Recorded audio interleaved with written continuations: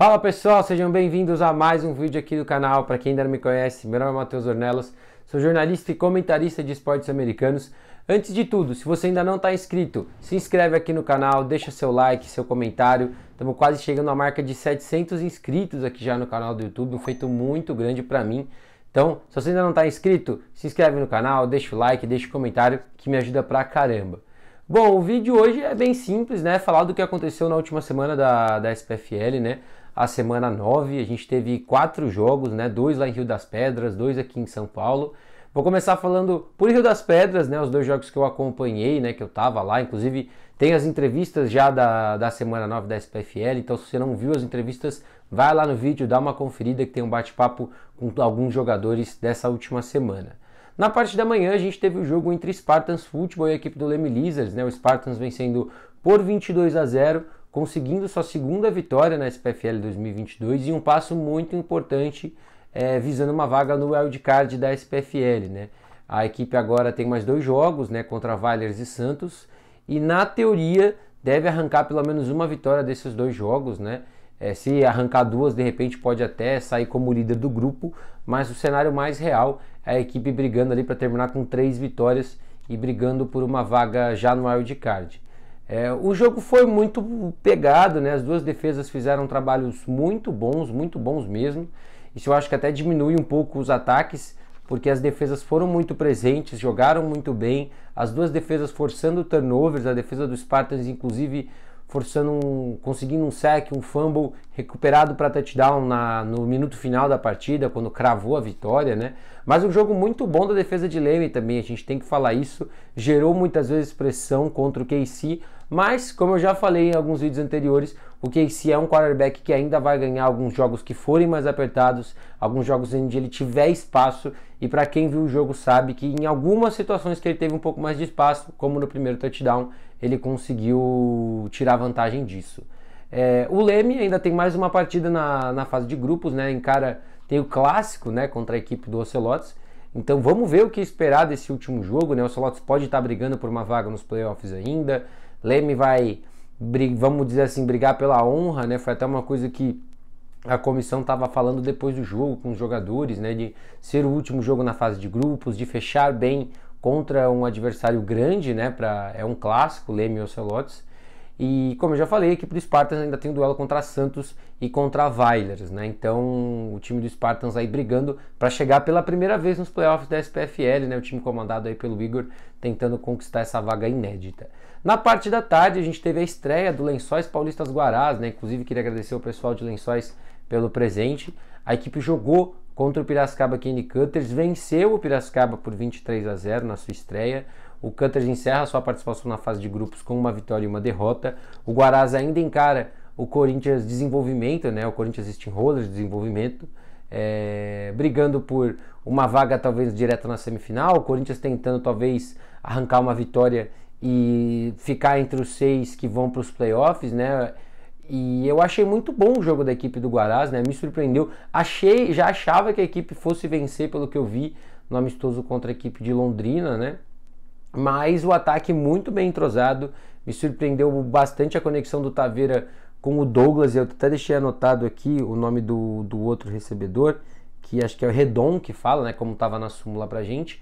Então uma conexão muito boa com seus recebedores, o jogo terrestre com o Felipe encaixando bem também, a OL conseguindo em alguns momentos funcionar melhor, mas um jogo muito bom da equipe de Lençóis. A defesa também foi de forma espetacular, na primeira campanha forçou um fumble, durante o jogo inteiro foi intenso e conseguiu parar o ataque do Candy Cutters, que infelizmente, assim como no jogo do Corinthians, teve poucas oportunidades no ataque, né? O Marquinhos não conseguiu ali trazer mais, né, na função de quarterback. Ele teve alguns momentos ali que ele conseguiu distribuir algumas bolas, escapava da pressão, tentava esticar a jogada, mas foi um jogo muito complicado.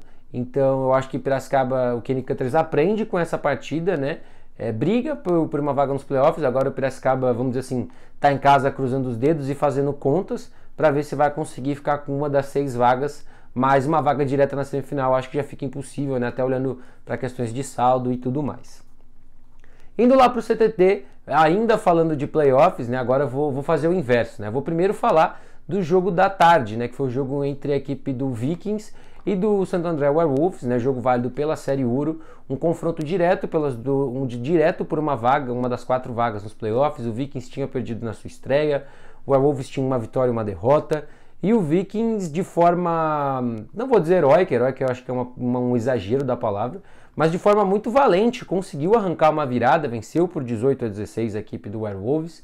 O Werewolves que fez o caminho contrário das outras partidas, né, onde começou mal e terminou bem, começou bem e terminou mal. Eu acho que esse time saiu do primeiro tempo vencendo por 16-6, na volta do segundo tempo eu acho que acabou sendo conservador demais, tanto no ataque talvez como na defesa, talvez não se preocupado tanto, que o Vikings poderia talvez arrancar alguns pontos ali, que conseguiu administrar muito bem o relógio, também o ataque da equipe de Mauá.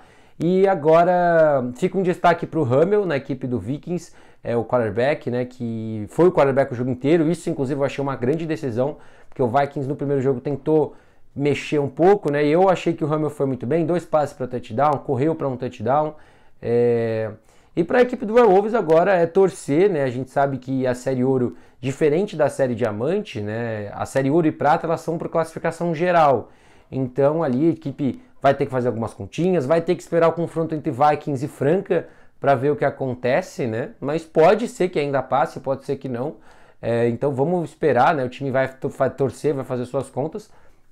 Mas eu acho que fica um aprendizado muito grande, né? Eu acho que a equipe, por ter tido um jogo muito apertado na estreia e ter tido que buscar o placar na primeira e na segunda partida, não soube administrar uma liderança. Então eu acho que isso talvez tenha sido o que mais pesou o Eloir mais uma vez. Se eu não me engano, é o primeiro ano dele como head coach em competição. Então eu acho que é normal esses tropeços, aprende-se com vitórias e com derrotas. Infelizmente, para a equipe do Werewolves veio com uma derrota, mas eu acho que é um aprendizado até de como trabalhar melhor quando o seu time está na frente do placar. E para fechar o nosso vídeo, um dos maiores clássicos do estado de São Paulo, né? A equipe do Guarulhos Rhinos encarou o São Paulo Storm, jogo válido pelo grupo B da Série Diamante. O Rhinos venceu por 42-0. A equipe do Storm ainda não achou formas de melhorar seu jogo. O Gustavo ainda não está se achando, é complicado.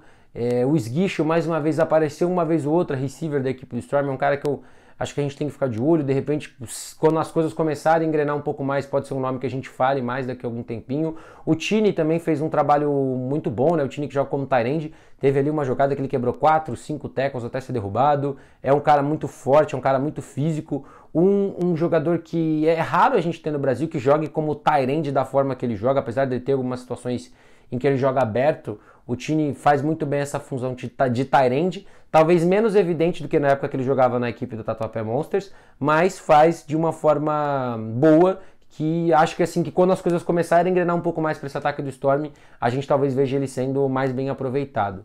Mas como eu já falei diversas vezes, como eu sempre vou falar, o Storm está num processo de reestruturação muito forte, é complicado, encarou aí um grupo que tinha bons adversários, né?